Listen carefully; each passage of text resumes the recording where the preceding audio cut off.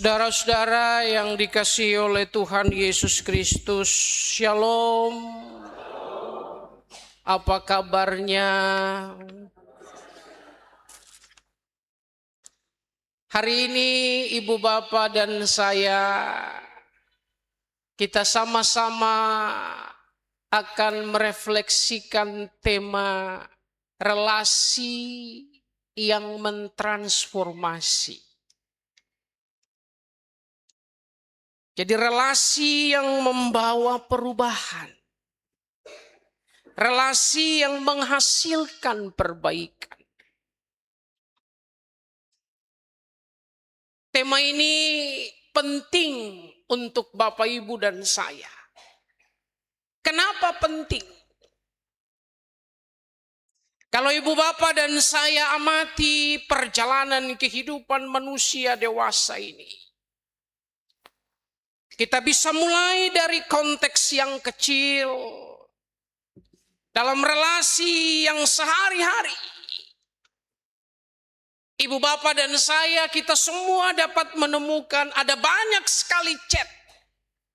Bangun pagi langsung chat kan? Ya. Atau minimal kita lihat dulu handphone kita. Ada banyak chat, tapi nggak dekat. Di Facebook, di Twitter, di TikTok, bahkan dalam keseharian kita punya banyak teman,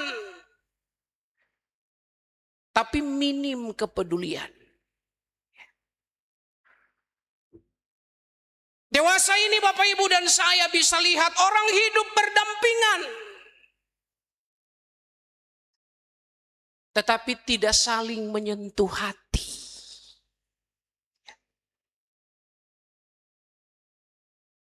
Kalau di kantor, bahkan mungkin juga di gereja, bahkan dalam keluarga, orang terjebak dalam formalitas. Relasi yang formal, karena itu dingin. Bicara, tapi hanya sekedar tegur sapa biasa. Tak tersentuh dengan hati. Nah, hari ini dalam terang tema relasi yang mentransformasi, Ibu, Bapak, dan saya, kita semua diajak untuk belajar dari firman Tuhan. Sebagaimana yang kita baca dalam Kisah Para Rasul tadi. Khususnya pasal 2 ayat 37 sampai ayat yang ke-40. Ini bagian dari sebuah peristiwa Pentakosta. Peristiwa pencurahan Roh Kudus. Roh Kudus itu berkarya membuka hati dan pikiran para murid. Dan kita lihat bagaimana Petrus, dia tampil dalam tuntunan kuasa Roh Kudus itu. Dan dia menyampaikan firman. Dan firman itu sebagaimana yang kita baca tadi, menyayat hati dari para pendengar. Petrus menyampaikan bahwa Kristus yang disalibkan oleh manusia, dibunuh oleh manusia, tetapi dia dibangkitkan oleh Allah. Yesus mati untuk menebus Israel. Yesus mati untuk menebus dunia, menebus manusia, menebus Anda dan saya.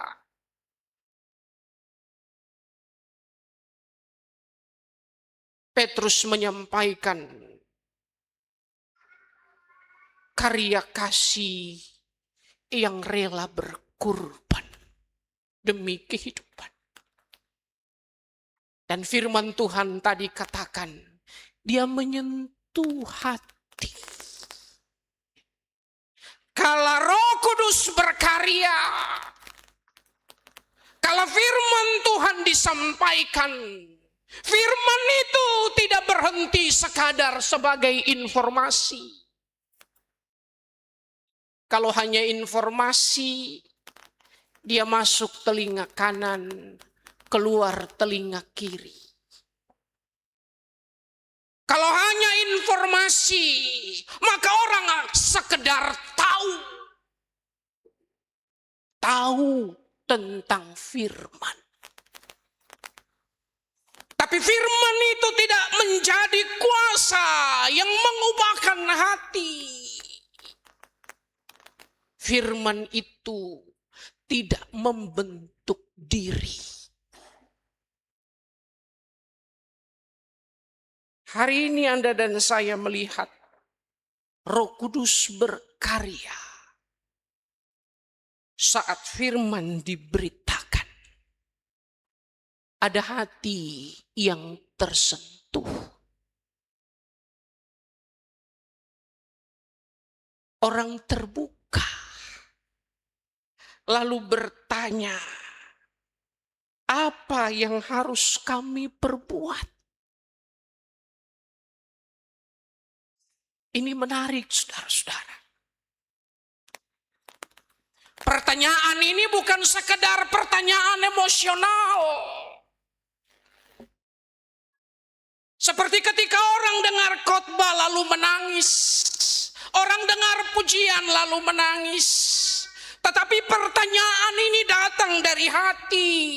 Apa yang harus kami perbuat? Penyesalan diikuti dengan langkah untuk berubah. Ada tekad, ada kemauan. Apa yang harus saya lakukan?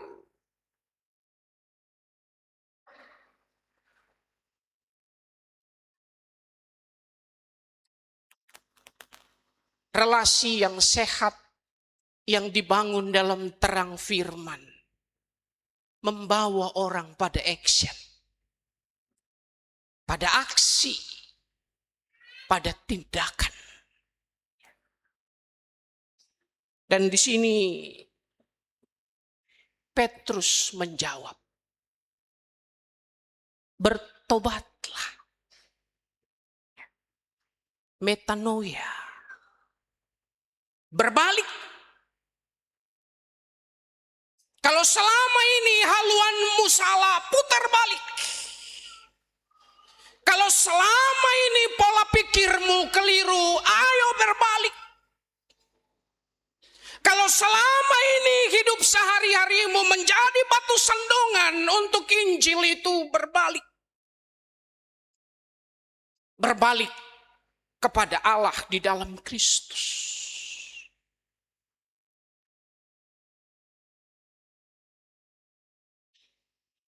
Ada aksi untuk berubah.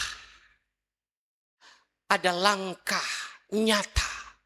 Berjalan mengikuti Kristus. Saudara-saudara, sebab bagi kamulah janji itu. Wow. Yesus sudah mati bagi kamu. Sehingga kamu kalau ingin hidupmu berubah, maka kamu harus berbalik. Kalau kamu ingin merasakan rahmat Allah di dalam Kristus, maka kamu mesti bertobat. Berilah dirimu dibaptis, maka engkau akan mendapatkan karunia, yaitu Roh Kudus. Ini yang jadi kekuatan untuk orang melangkah. Bukan karena kuat dan hebat manusia. Manusia itu rapuh. Manusia itu lemah. Tapi dia mau terbuka. dibaptis dan menerima karunia Roh Kudus yang membimbing dia. Janji itu yang diberikan. Petrus katakan itu untuk kamu. Bahkan bukan hanya untuk kamu. Untuk anak cucumu itu yang dikatakan tadi. Dan lebih dahsyat lagi, lebih jauh lagi dikatakan apa? Sebab bagi kamulah janji itu, bagi anak-anakmu, dan bagi semua orang yang masih jauh. Semua orang yang masih jauh. Orang lain yang tidak kita kenal. Bukan hanya bagi generasi hari ini, tapi juga untuk generasi yang akan datang. Ini menyingkap makna yang paling dahsyat, paling dalam. Bahwa transformasi yang terjadi itu harus dirasakan dampaknya juga bagi orang lain.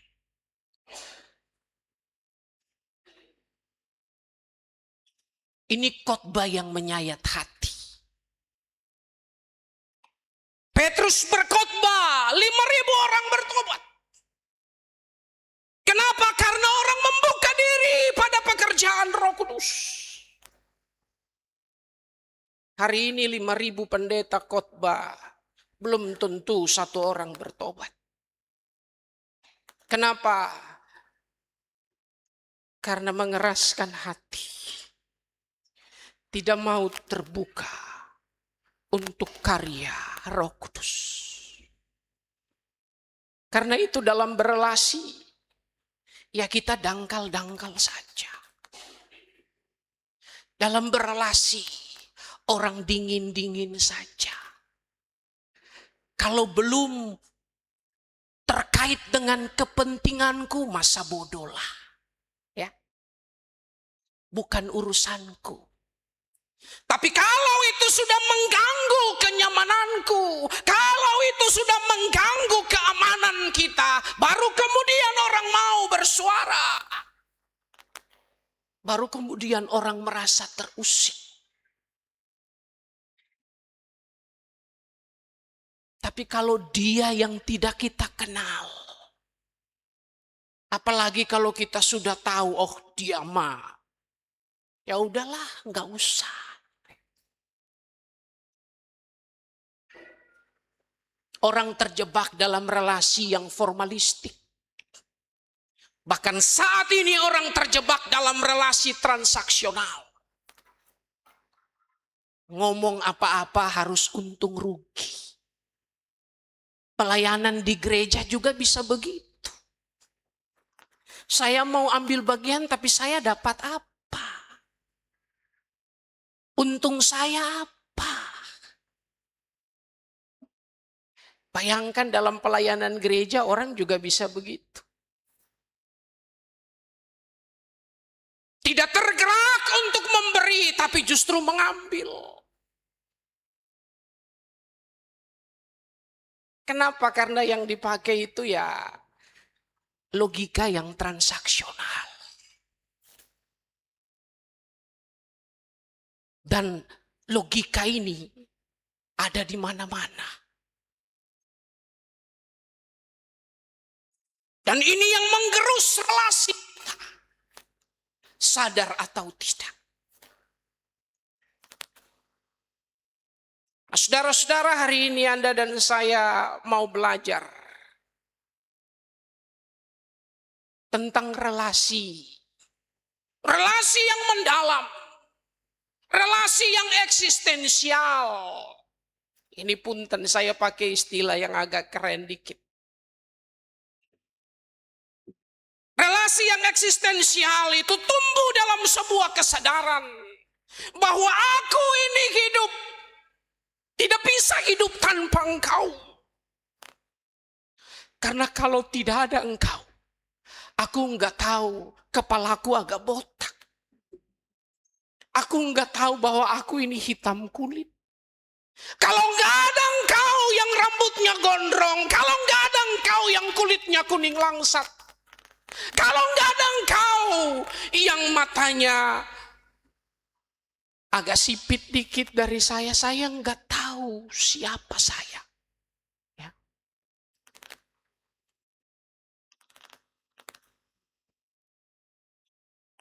Kalau nggak ada orang Jawa, orang Sunda nggak tahu dirinya sebagai orang Sunda.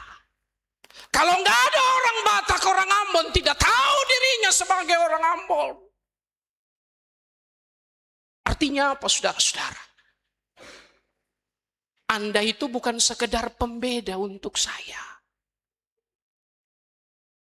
Anda turut mengadakan saya. Anda turut membuat saya hidup. Sehingga kalau Anda sakit, saya ikut sakit. Kalau saya menangis, Anda ikut menangis. Kalau orang Ambon bilang ale rasa, beta rasa. Itu relasi yang eksistensial.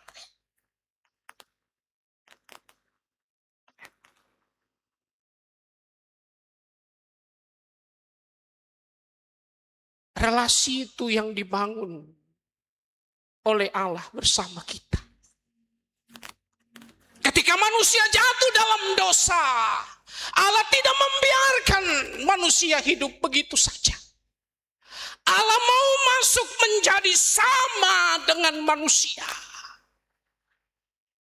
Supaya dia bisa merasakan sakit dan derita kita. Dan dia bisa mengangkat kita.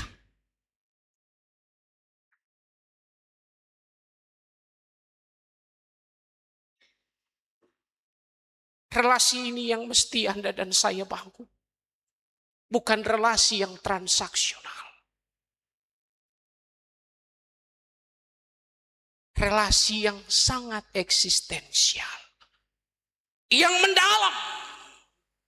Anda adalah bagian dari saya. Saya adalah bagian dari Anda.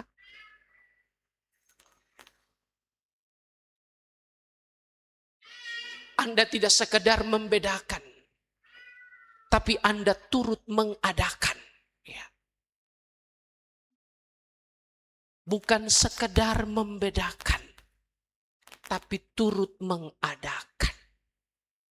Jadi kalau tanpa Anda saya mati. Tanpa saya Anda mati. Relasi yang sejati sebenarnya begitu.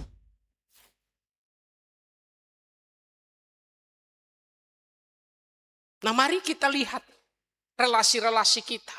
Dan firman Tuhan hari ini mengajak kita untuk mentransformasi relasi-relasi kita.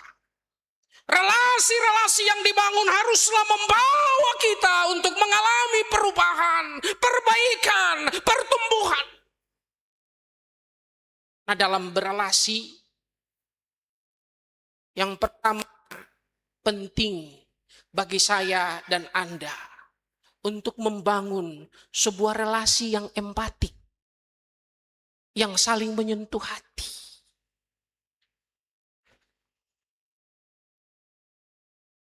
Jangan hanya bicara, tapi ikut juga merasakan.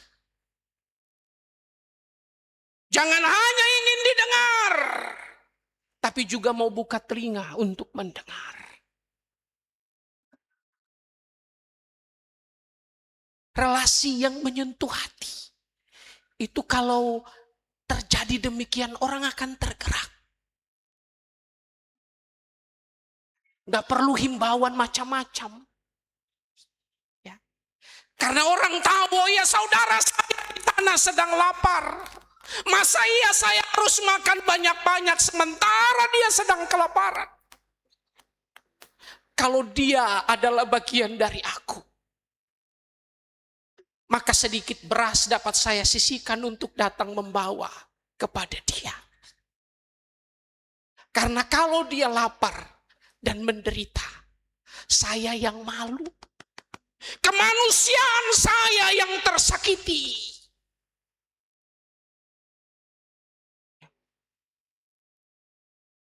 Nah, saudara-saudara, mari bangun relasi dengan empati. Dengan hati. Paulus Petrus berkhotbah, yang digerakkan itu hati orang. Yang kedua, relasi sejati membawa kepada perubahan, pertobatan. Di gereja, saya kira harus terjadi demikian, saudara-saudara. Di gereja, kalau Anda mau saya khotbah untuk menyenangkan hati Anda saja bisa. Atau bila perlu kita panggil badut, kita panggil pendeta yang bisa bikin lucu-lucu, lalu kita ketawa ketiwi. Tapi itu bukan yang dimaksudkan oleh Injil. Injil Tuhan menghendaki pertobatan Anda dan saya. Injil Tuhan menghendaki perubahan, menghendaki transformasi. Relasi sejati harus saling menumbuhkan. Sehingga punten kalau ada yang salah jangan tersinggung kalau saya bilang salah. Tapi katakan dengan hati yang empatik. Bukan penghakiman. Dan di situ butuh kejujuran. Relasi yang sejati itu begitu. Bayangkan kalau di rumah suami istri bisa berelasi dengan empatik dan mau jujur. Mau saling terbuka. Oh iya Ma, saya salah. Oh iya Pak, saya salah. Maaf ya. Saya janji, saya komit tidak akan begitu lagi. Oh itu kan keren sekali. Orang tahu salah, lalu orang mau berubah. Dan kita mendukung. Relasi yang sejati itu begitu. Dan terakhir, kalau orang berubah, dia bertumbuh, maka dia jadi berkat. Seperti tadi yang disampaikan oleh Petrus. Janji ini, berkat ini, bukan hanya untukmu, tapi untuk anak cucumu. Bahkan untuk orang yang masih jauh.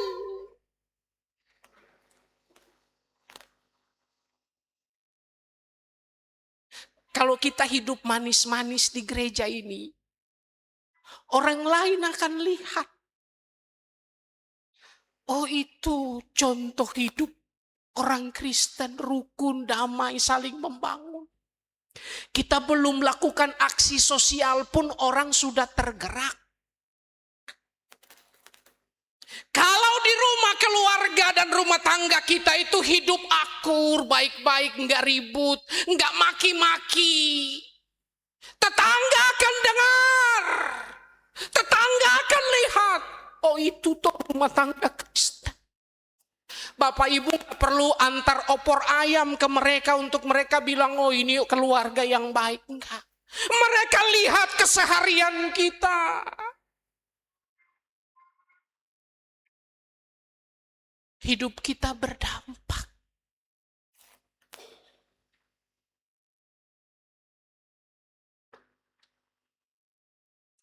Relasi sejati itu membawa berkat.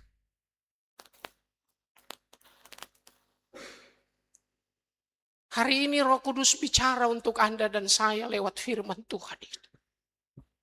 Kalau Anda dan saya mau jadi berkat, jangan keraskan hati. Enggak apa-apa ngomong Tuhan, selama ini mungkin saya jadi batu sandungan. Selama ini mungkin saya tidak menjadi saluran berkat. Enggak apa-apa. Dan terbuka untuk Tuhan. Janji Tuhan untuk Anda dan saya. Dia mau mati untuk menebus kita. Dan dia sudah bangkit. Dan biarlah kebangkitan itu mentransformasi relasi-relasi kita. Relasi kita harus jadi berkat. Sebentar saya melompat sedikit. Akan dibacakan SK pembentukan prakoperasi. Ini pendeta ini agak nekat ya. Belum kenal jemaat Sadang betul-betul. Kalau nanti orang pinjam di koperasi nggak bayar gimana? Ya.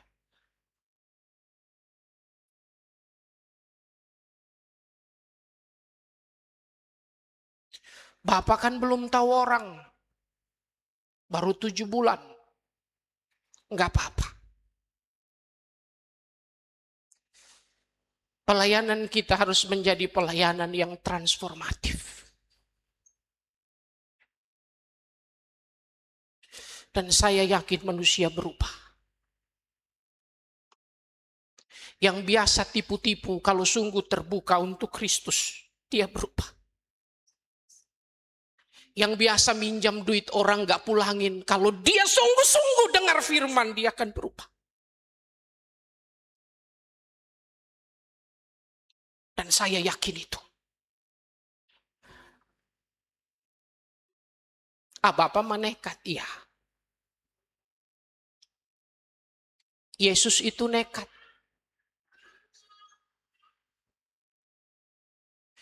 Ketika Allah datang dalam Yesus, dia tahu kok akan ada yang salibkan dia. Dan dia nggak undur. Salibmu, salibku, kita harus pikul.